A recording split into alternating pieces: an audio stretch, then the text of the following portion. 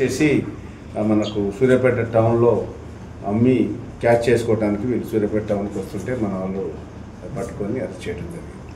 సుమారు ఎంత ఉండదు సార్? సుమారు దీని వీటి విలువ మనకు 50,000 వరకు కాస్ట్ వస్తుంది.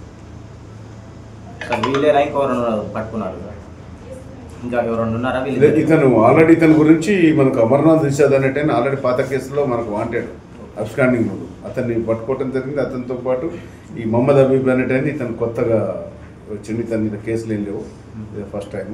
ఇతన్ని కూడా అరెస్ట్ చేసి కోర్టులో పంపిస్తాం. ఉదయం ఆరంభావ ప్రాంతంలో మన చివెంల ఎస్ఐ మహేశ్వర్ గారు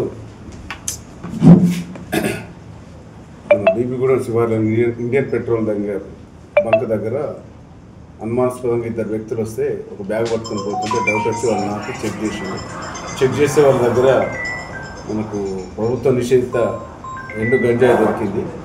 అది సుమారు 1 కిలో 250 గ్రాములు ఉంటుంది. ఇద్దరిని కూడా అదుపులో తీసుకొని ఆ గంజాయి స్వాధీనపరుచుకొని వాళ్ళ దగ్గర 2 సెల్ ఫోన్ స్వాధీనపరుచుకోమైంది. అందులో ఒక అతను వచ్చేసి అమర్నాథ్ నిషాద్, ఇంకొక అతని పేరు మొహమ్మద్ హబీబు.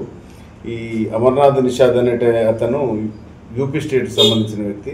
ఇతని మీద మన దగ్గర రూరల్ పోలీస్ స్టేషన్లో కూడా కేసు నమోదైంది. అప్పటి నుండి ఇతను అబ్స్కాండింగ్లో ఉన్నాడు.